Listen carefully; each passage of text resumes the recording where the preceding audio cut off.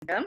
Briefly, I will run through how to access revision notes and test in classix.com. Go to classix.com. I have already opened here. Click on the practice. Then you will select, you will see a series of package. Now I am selecting NEET Premium. So if you do this, you will see select a subject. For all the 3 subjects, you have the packages and NEET full test, which are 38 in number. Now, if I click on biology, you will see chapter-wise tests being in the form of bubbles. The bubbles, what you see in different colors are different tests. They are all graded depending upon the complexity of the lesson and also its importance in the NEET paper. Now, today I am going to talk about when I'll tell you the details about the test when we get into the test mode.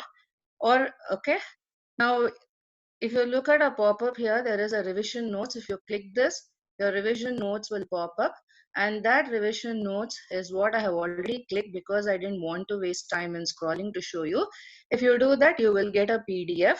This PDF is of immense value because for all the 3 subjects for 11th and 12th, we have concised it and put it in a framework so that it's easier for you to revise, and you can save a lot of time not looking at many unwanted things. What is needed from NEET point of view has been given here. Now you might be wondering what are the different kinds of questions that might arise in NEET, because you might be appearing for the first time. Mind you, I tell you, you must have heard it from all your seniors or people who are very successful saying NCERT is the Bible as far as biology is concerned. Yes, NCERT is the Bible as far as NCERT is concerned. You will be getting 68 to 70 questions in the examination directly from the NCERT books. They can be attempted easily by those who read NCERT syllabus religiously. So you don't have to refer to so many books. I know there are many books in the market. People will give you hundreds of suggestions to buy this book, that book, and they are all bulky and voluminous. Please don't do all those things. Just stick on to your NCERT as a holy grail. Now, direct from previous year's question papers, another 8 to 10 questions in the examination with modifications or without modifications will come from your past papers. So it is better you have a hang of past papers, you work out and you practice it, for which we have also made a provision. In our test, you will also find past papers also meticulously solved by the tutors with solutions, and we have also explained how we have arrived at that solution. And modified questions. So at least 8 to 10 questions in the NEET will be newer questions. These questions become the game changer for those, as they can't be solved by mere mugging up of facts. Though they are all from NCERT, to get them right, you need to apply the knowledge you have about the subject. So again, I'm telling you, in this website, we have made an earnest attempt to help people to get through NEET with high scores. Now let me get back to the lesson. Today I told you it's plant classification. The weightage for plant classification is 6 questions are going to feature in the paper. Around 5 to 6 questions you can definitely expect. Now most of the students become panicky. My own students, they ask, is should I read extra lessons, extra topics? Nothing, because he has seen to that he is giving the questions only from the textbook. But one thing is, you had to get used to the words they try to ask in the questions. You should be familiar with the diagrams. So these are the little things that will really help you to practice and get good marks on NEET. As far as this lesson is considered, now plant kingdom and animal kingdom, if you look at it, they are it's a ocean. Even at the level of master's degree, we will be reading it and at depth.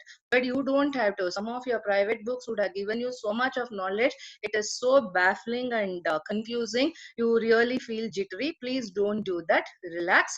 Now this PDF will really help you in a nutshell. And I have also, in this PDF, we have not included the diagrams, but I am showing you, projecting you as the slides in the diagrams. If you have your textbook, you please make a note the kind of suggestions or what kind of questions will appear from this as and when I am saying.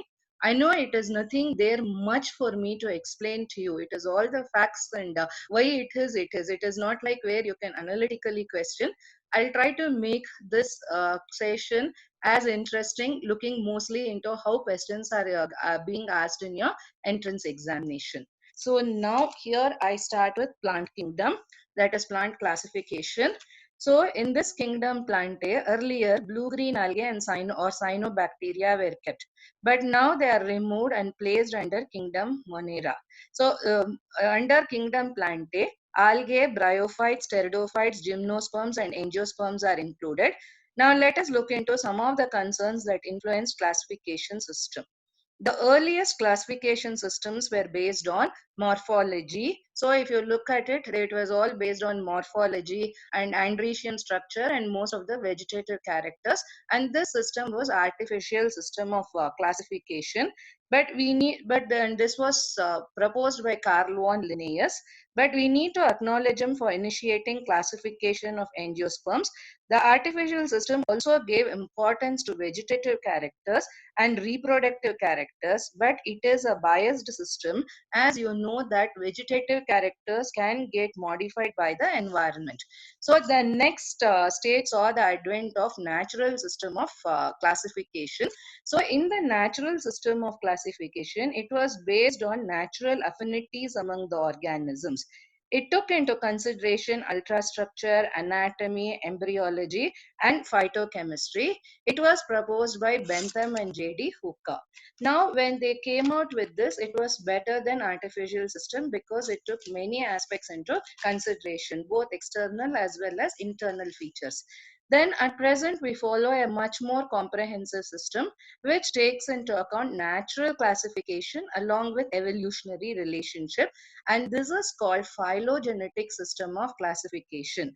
Phylogenetic means taking into consideration the evolutionary relationship in establishing the classificatory orders for different organisms, the classification hierarchy for different organisms, and this system is known as phylogenetic system of classification. Apart from Hutchinson, many others have also come out like Engler and Prandtl, Thaktajan system, Cronquist system. They are all phylogenetic in nature. Now let us look at latest branches of taxonomy. You know that as science and technology has advanced and we find computer playing a very important role, the softwares are developed, you can see its presence everywhere. So computer softwares have also been employed in our taxonomy. So numerical taxonomy is one. This has a database of various characters and for a given its classification. And this is done with the help of computers wherein number and codes are all assigned to the characters and then the data is processed so that maximum matching is done to place an organism. The next is taxonomy. See, it's not only the computer field that has evolved, even cytogenetics and cytobiology has also evolved due to the advancement in the tools that are available, as a result of which even cytological information is being used and processed to classify an organism. Now next you have the, and here you also give importance to chromosome number, structure and behavior of chromosomes. Chemotaxonomy is based on the chemical constituents, so chemical constituents are also taken as a parameter for classification. Now with this background, now let us learn about algae. So algae, you know, it belongs to the division Thallophyta. Thallus means it is an undifferentiated plant body. Thallophyta means the group which has got plants that are whose body is made up of thallus. So the thallus may be unicellular, colonial, or filamentous. They occur in wide range of habitats.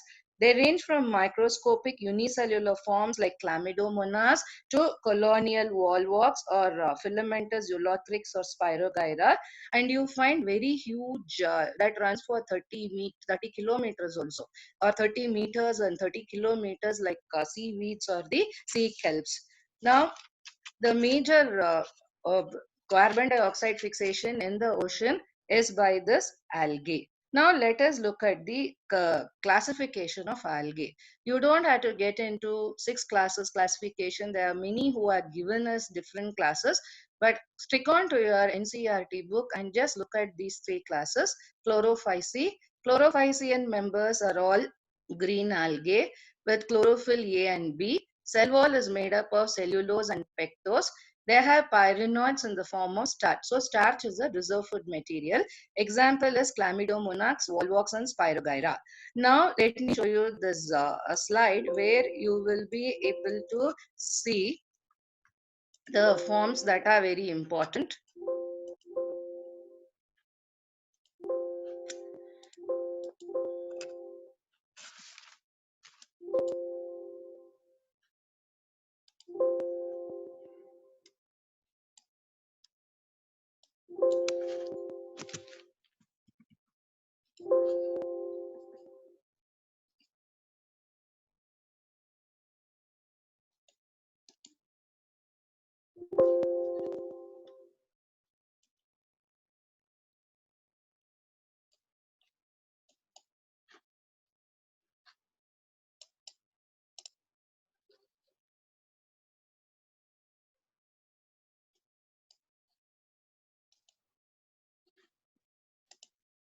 So I'm sorry, here you find chlorophyce. It's a green algae. So here you can see Volvox, Chlamydomonas, and Cara. See, these diagrams are there in your textbook. So if you look at Volvox, it is a colonial form. The individual cells of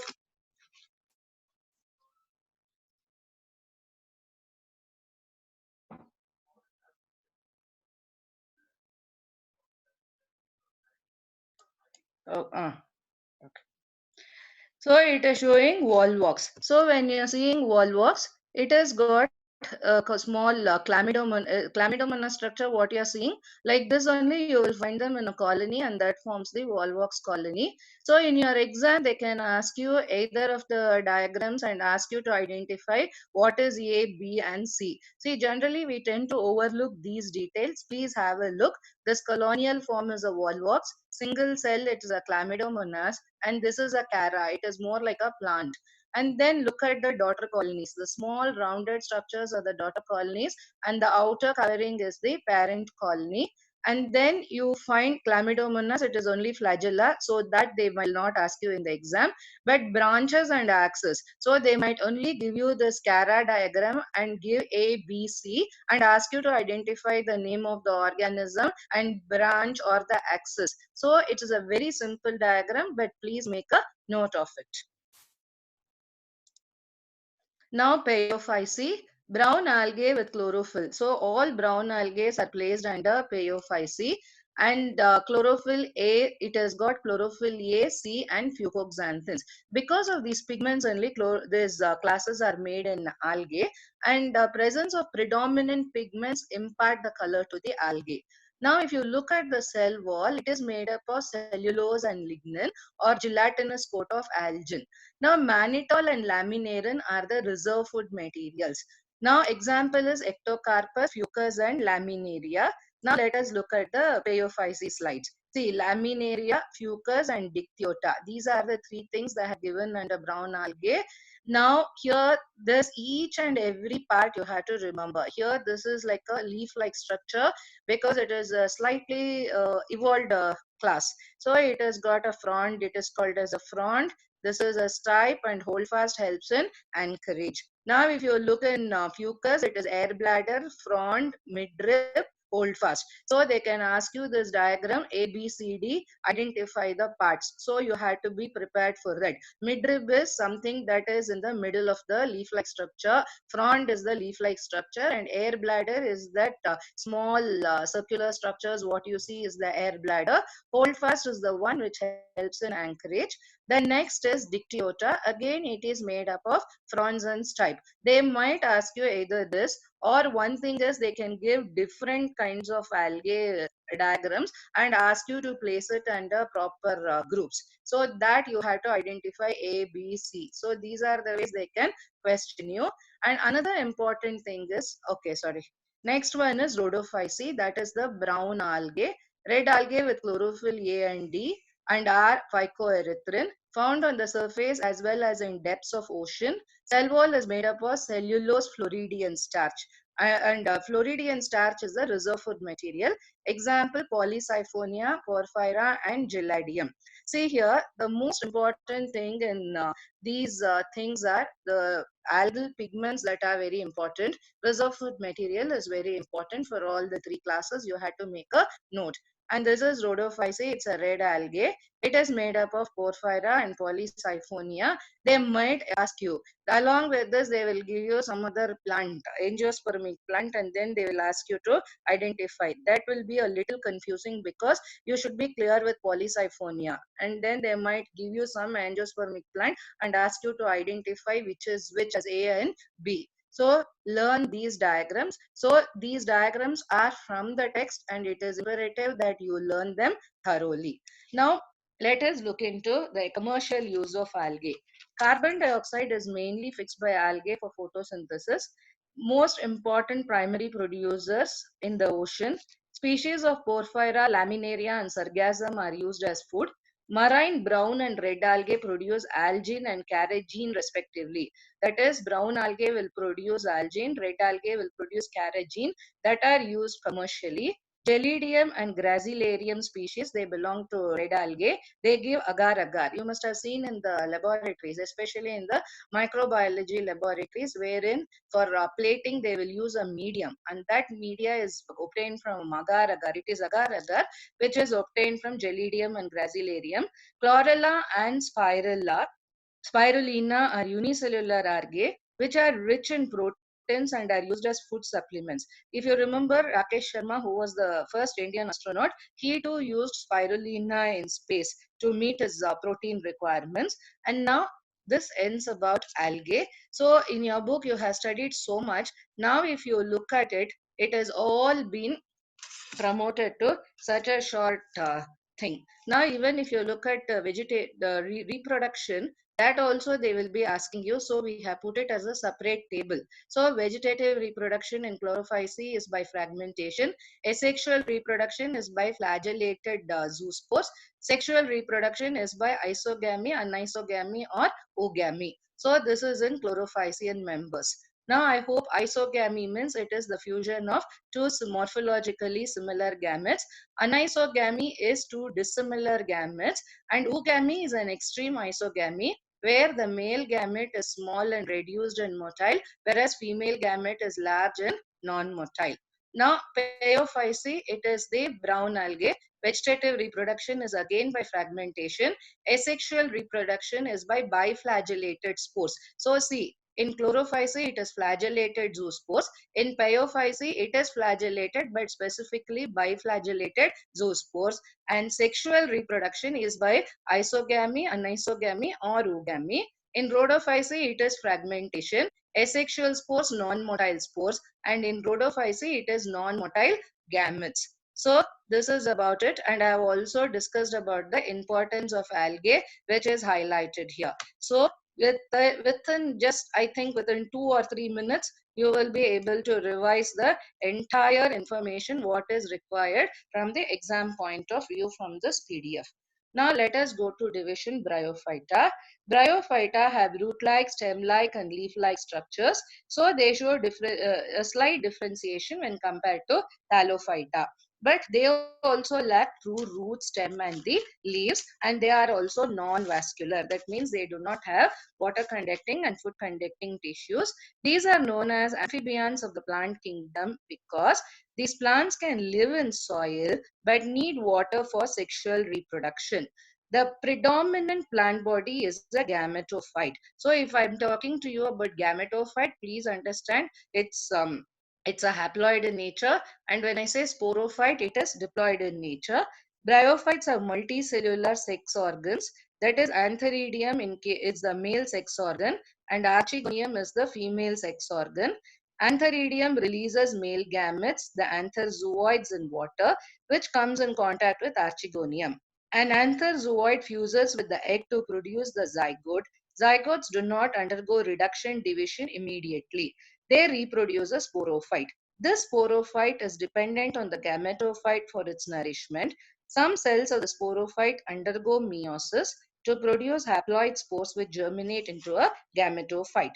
Now let us look into the classification. You have to know only two: liverworts and mosses. They are called liverworts because the body looks resembles like the lobes of the liver, and human liver, and it is a thyroid body. Again, you don't find the differentiation into root-like, stem-like, or leaf-like structures. Dorsiventral. Thallus is dorsiventral and closely oppressed to the substrate. Now, the leafy members have tiny leaf-like appendages in two rows on the stem-like structure. Reproduction, vegetative reproduction is by fragmentation. Again, we have highlighted here. Now, asexual reproduction is by the formation of gemmacups. These asexual buds detach from the parent body and germinate to form new individual. During sexual reproduction, male and female sex organs are produced either on the same thallus if they are homothallic, or on different thalli if they are heterothallic. The sporophyte will be differentiated into foot, seta, and capsule. After meiosis, spores produced within the capsule are released that germinate into free-living gametophytes. See, for everything we have tried to put as much as possible in the form of graphic organizers to help you recollect during the exams, and it might be a little confusing if you keep reading in the exam for in the from the textbook just like that. Now let us look into liverworts, that is Markensia. Now this is what is given in your textbook: female thallus and male thallus. Please make a note, this is very important. Here they will give two pictures, then they will ask you to identify which is a female thallus or which is a male thallus, or they will ask you to identify, they will just give a picture without any name, either this or that. Then they will ask you to identify whether it is a archigoniophore or an antheridiophore, or they will ask you to identify archigoniophore and gemmacups. So whatever it is, you have to understand. In female thallus, you have three structures. One is the archigoniophore, gemmacup, and the rhizoids. Now, rhizoids and gemmacup are same in both male thallus and female thallus. But look into archigoniophore, that is the female reproductive organ, and antheridiophore, that is the male reproductive organ. Look for the structures here. If you look at the structure, it is flat leaf-like structure, antheridiophore. Archigoniophore looks like a radiating flower. So make this distinction very clear in your mind, children. Now let me good get back to mosses. This class as gametophyte is the predominant stage. Protonema is the first stage that develops directly from the spore. This protonema is a creeping green branched filamentous stage. Leafy stage is the second stage which develops from the protonema as lateral buds. Vegetative reproduction is by fragmentation and budding in secondary protonema. In sexual reproduction, Antheridia and Archigonia produced at the apex release gametes. After fertilization, the zygote will develop into a sporophyte, and this will have foot, seta, and capsule. Capsule contains spores produced by meiosis. Example: Funaria, Polytrichum, and Sphagnum. Now let me show you about liverworts. Sorry, uh, mosses. Yeah. So if you look at mosses, I have shown you it is Funaria and Sphagnum. You just look at this gametophyte and the sporophyte. Here the sporophyte will be short-lived, but gametophyte is long-lived, and sporophyte is dependent on the gametophyte. Now this sporophyte will be divided into capsule, seta, and a foot which is embedded in the leaf, and this is the gametophyte. So this gametophyte, what you see is the antheridial branch, that is the male gametes are produced in that. This is the archegonial branch where the female gametes are produced. Now, this whatever you have studied, we have summarized it, and this will just take you 2 minutes in the PDF.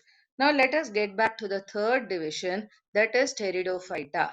Now, Pteridophyta, so it is the main plant body in pteridophytes is a sporophyte, unlike the bryophytes. In bryophytes, the main plant body, what you see is a gametophyte, but in pteridophyte, it is a sporophyte, and it has got differentiated into true root, stem, and the leaf, and it is the first terrestrial vascular plants. Now, small leaves are called as the microsporophylls, and larger leaves are called as the megasporophylls or the macrosporophylls. Sporangia produce spores by meiosis and spore mother cells. Spores germinate to give rise to inconspicuous, small, but multicellular, free-living, mostly photosynthetic thalloid gametophyte, which is known as a prothallus. Here too, Antheridium and Archegonium will produce male and female gametes that fuse to form the zygote, and so zygotes will produce multicellular, well-differentiated sporophyte. Now heterospory. Here in pteridophytes, the first time you see heterospory, that is formation of microspores and the megaspores.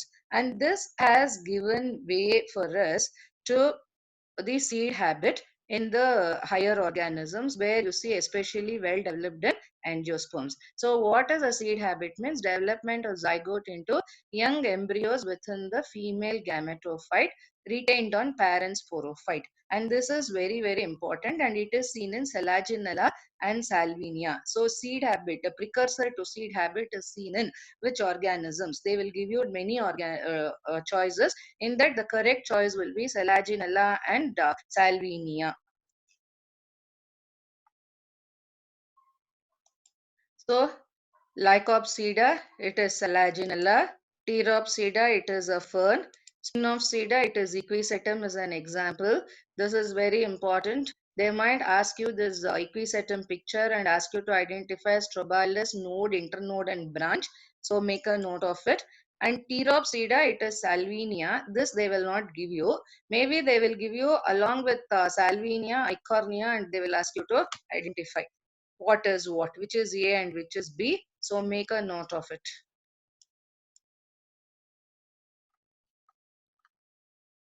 So now if you look here, we have come up with the classification, we have put it.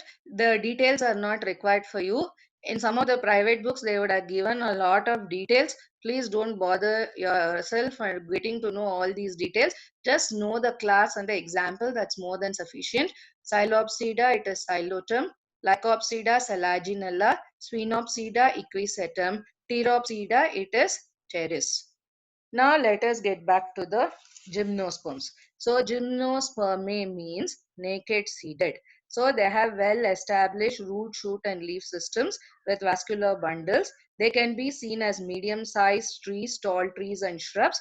They are naked seeded plants. They are also heterosporous, producing microspores and megaspores. The two kinds of spores are born within the sporangia that are present on the sporophylls. The reduced male gametophyte is called a pollen. The male produces pollen and female produces ovule.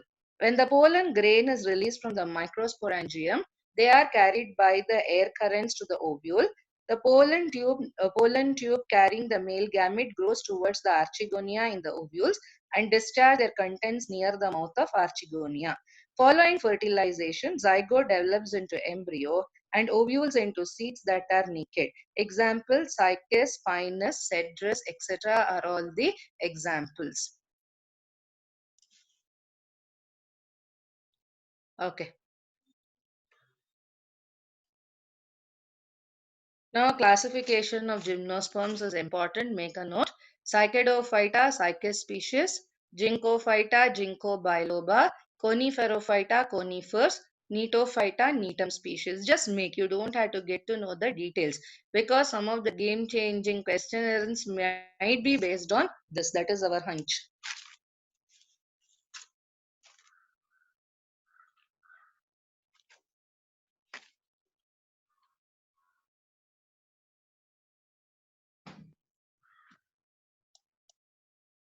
Okay.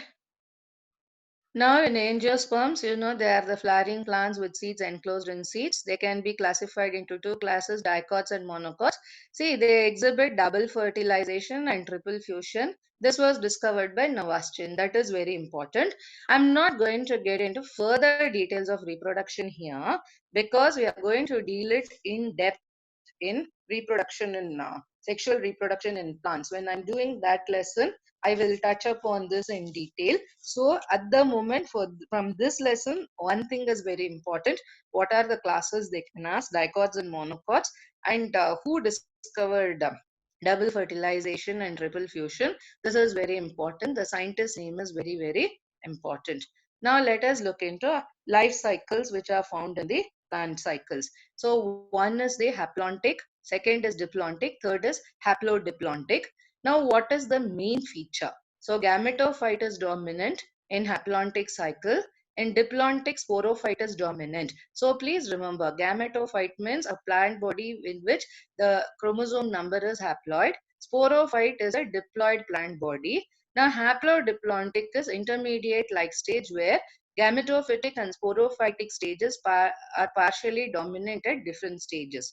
Now, if you look at haplontic cycle, example is Chlamydomonas, that is the lower forms of algae, diplontic angiosperms and gymnosperms, haplodiplontic bryophytes and pteridophytes. So in bryophytes, if you look, it will be haploid stage will be more dominant than the diploid stage. In pteridophytes, diploid stage will be more dominant than the haploid stage. Now let me show you this in the diagrams. So this is the haplontic life cycle. So here you see that only the sporophyte is represented only by the zygote stage. Here, that is the 2n stage. So here zygote is the only representative of sporophytic phase. You will not find a free living sporophyte. Zygote will undergo meiosis resulting in the formation of haploid spores. Haploid spores will divide mitotically and form the gametophyte. Free living gametophyte is the dominant phase. Volvox, Spirogyra, and few species of Chlamydomonas. Now, diplontic life cycle. So, as I said, that sporophyte, you just look at it. The pink color, what is shown is the gametophyte. It is very small. In the diplontic phase, diploid sporophyte is dominant and it is independent. The gametophyte is represented by single to few cells called the gametophyte. Example, this is seen in angiosperms and gymnosperms. The next is haplodiplontic life cycle. So if you look here, both phases are multicellular, but they are dominant in different phases. So for example, if you look in bryophytes, the dominant phase will be the haploid phase when compared to the sporophytic phase. That is, gametophyte will be dominant. In pteridophytes, actually sporophyte will be dominant than the gametophytic phase. So these diagrams are very important, children. They might ask you, for example, they might give you this figure. They might ask you to identify what cycle is this, and then they might have they will remove this 2n and this process syngamy. Syngamy is fusion of the gametes. So this process they will remove. Then they might ask, or they might ask you what is this and what is the gametophyte. Like this, they are ways which they will test you. See, they are not going to test something which they assume that master students or grad level or postgraduate level should know, but definitely they will look into your observation skills and your keenness in identifying, and that is how the questions are framed. So if you are thorough with your NCERT textbook, not only with the theory part but also with your diagrams, that is why these two chapters carry 9 marks. That is why I'm insisting on the diagram, showing you so many slides, as even if I put all these things in a PDF, that will not really reach you because you will tend to overlook it. For you, the reading material becomes very important. That is why we never put much of the diagrams, and I'm introducing you how you should look at a diagram, what questions could be framed. You should be able to do it on your own also, so that you are able to understand and process the diagram better. I hope you have understood about this lesson. Now let me take you to the test. So plant kingdom. So here, as I said, I'm going to talk to you about the different kinds of tests and what do these bubbles mean. So you find all the kinds of colored bubbles here. So these are the different tests. And like this, you have for each chapter different tests which are graded depending upon the complexity. If the content is too confusing, if the content you need to remember, then we will put in more number of tests to help you better. Now, if it is a green color one, that means to say that you have taken the test and the test is completed. Suppose in this score I have completed and I have got only 100 marks, 10%, I'm happy. Suppose I get only 70% or 80%. At that point of time, after 2 or 3 days, I might, after looking at the answers, might revisit the test. So even if it is in green, you are allowed to take the test any number of times. Now, if you look at the yellow test, yellow bubble, this means to say I started the test. Maybe after 4 or 5 questions, I felt I am not ready for the test and I would have come out of the test. I would have quit the test. So that shows that it is an incomplete test and I am supposed to complete it. So that is an indicator that I am not prepared. These are the things and areas I need to prepare myself, and then you will visit the test again. If it is blue, I have not opened the test at all. I am yet to do. If it is red, that means to say that it's a random test. So suppose you have completed all the 3 levels, then if you want further practice, you can go in for this randomized test. So that's why I'm saying this is a value addition.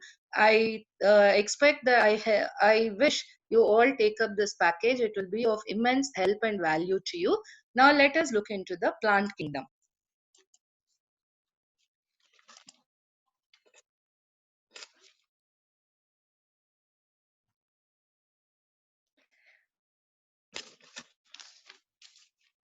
So the members of chlorophyce are usually grass, green. Reason green color is due to the dominance of pigments chlorophyll A and B. Regarding assertion and reasoning, both A and R are correct, but R is not the correct explanation. That itself is wrong. So we can eliminate this choice.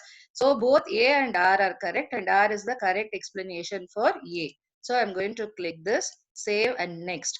In Paeophyce, union of gametes take place within the oogonium. So that is anisogamous species, isogamous, oogamous, all of the above.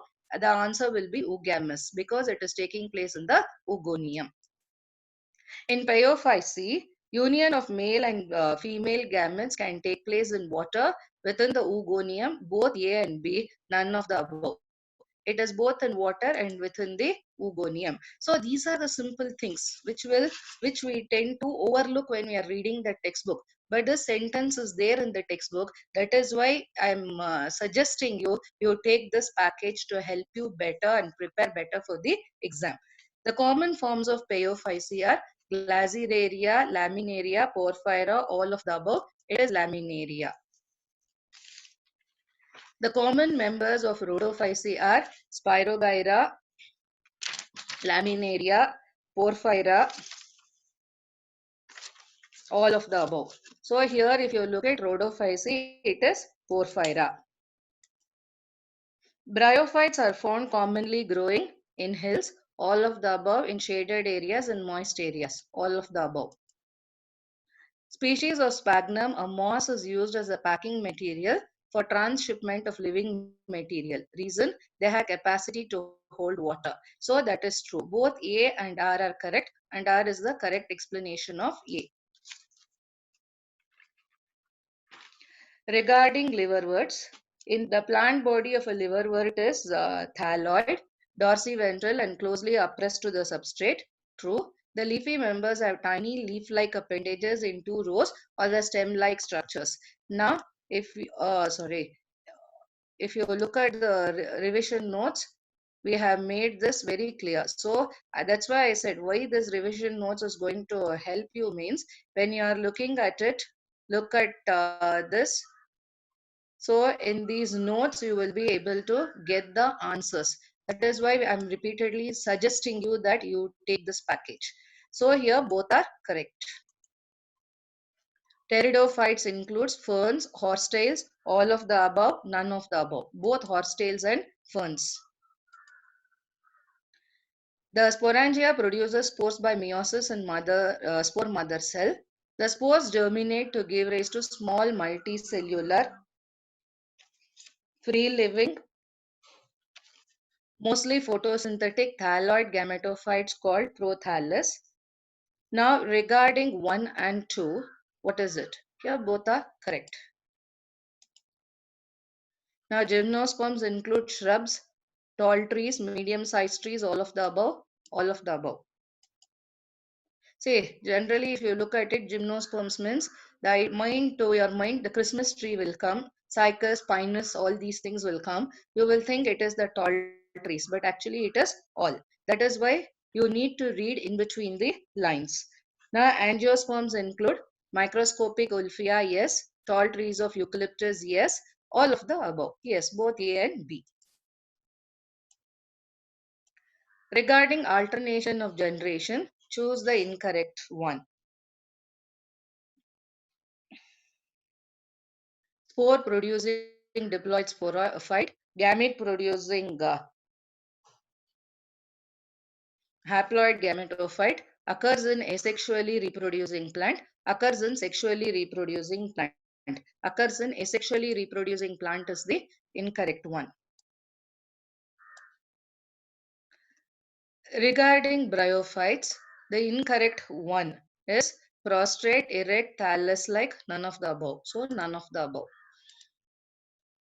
Plant body of liverwort is thalloid and dorsiventral. Plant body of mosses have upright, slender axis bearing spirally arranged leaves. Now, regarding 1 and 2, if you look at it, both are correct. Sorry. Both are correct. Now, I'm ending the test.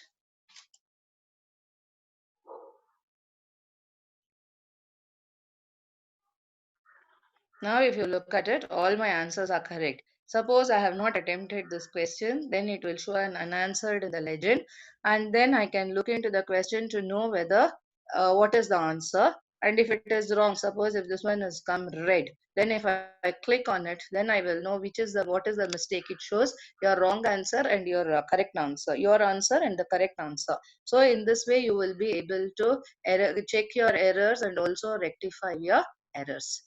Thank you, children.